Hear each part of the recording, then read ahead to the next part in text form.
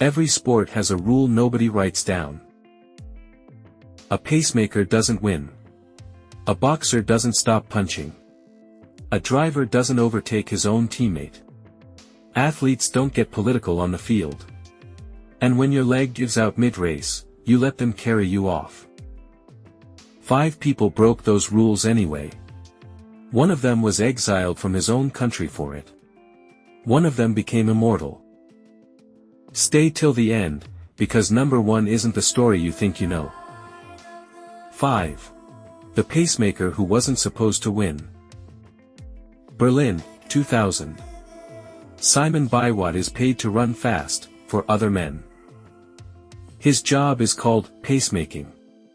Set a brutal pace for 28 kilometers, so the real contenders can chase a world record. Then quietly drop out. Disappear. Nobody remembers the pacemaker's name. At kilometer 28, Biwott doesn't drop out. He's not tired. The men he's pacing are. One by one, the favorites start falling apart, broken by the very pace he was hired to set. So he keeps running. No permission. No signal. Just, doesn't stop. By kilometer 35, the hired man is winning the Berlin Marathon. He crosses the line in 2 hours, 7 minutes, the 5th fastest time in the world that year, and takes home over $25,000 that was never supposed to be his. The rabbit beat the hunters. And broke running's oldest silent rule: you don't outshine the man who's paying you. 4. The teammate who stole the win. Formula One has its own version of that rule. And in 2013, it got broken live, on global television. Malaysian Grand Prix. Red Bull is running 1-2. Easy win locked in. The team radios a code both drivers know, multi-21.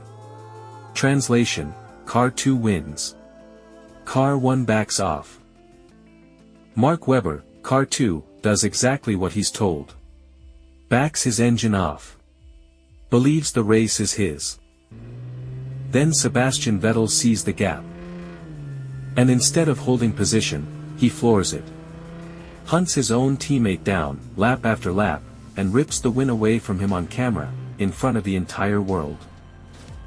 In the cool-down room afterward, cameras still rolling, Webber turns to him and says 4 words that are still quoted in F1 today. Multi-21, Seb Multi-21. No shouting. Just quiet, seething betrayal. Vettel broke the code, and some inside that team say the trust never came back. 3. The fighter who chose mercy. Boxing's rule is brutal in its simplicity: you fight until the referee stops it. Show mercy mid-fight, and it can look like weakness.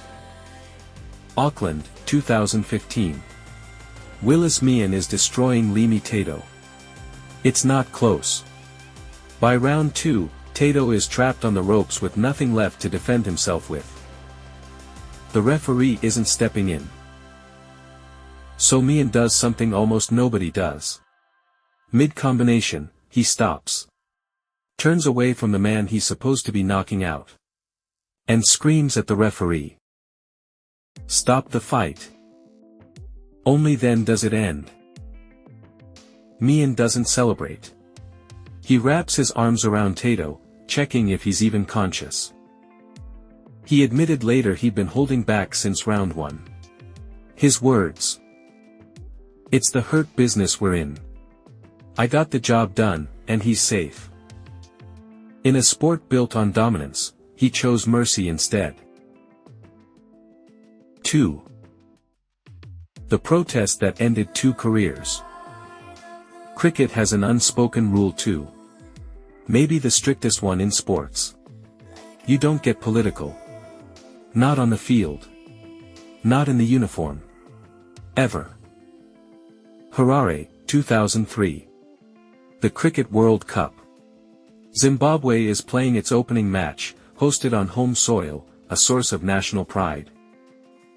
Two of Zimbabwe's own players, Andy Flower, the team's best batsman, and Henry Olonga, the country's first black international cricketer, have a plan.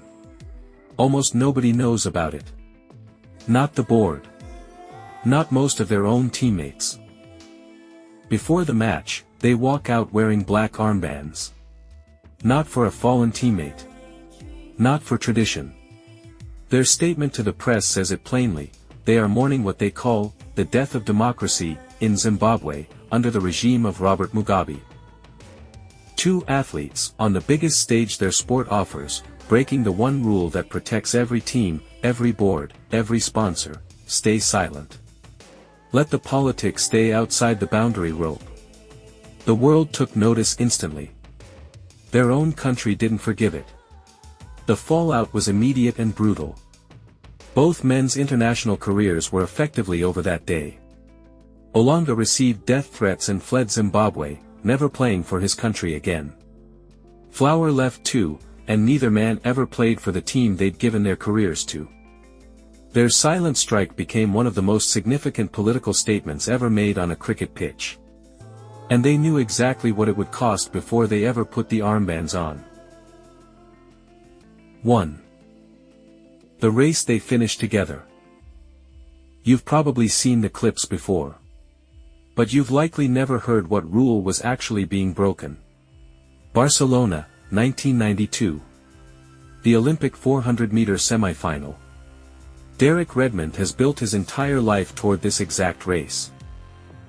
150 meters in, his hamstring tears completely. He collapses. Here's the rule: when a runner goes down injured, medical staff carry him off. That's the protocol. Every time. Everywhere. Redmond refuses it. He gets up, on one leg, sobbing, and starts hopping toward the finish line. Alone. Security tries to stop him. Then a man comes sprinting out of the stands, shoving past guards who try to hold him back. It's his father. Jim Redmond reaches his son in the middle of the track, wraps an arm around him, and says the words that outlived the race itself: "We started this together. We're going to finish it together." Together, they cover the final 120 meters. Not for a medal. Just to finish. 65,000 people stood and screamed through every step. Derek broke the rule that says an injury ends your race.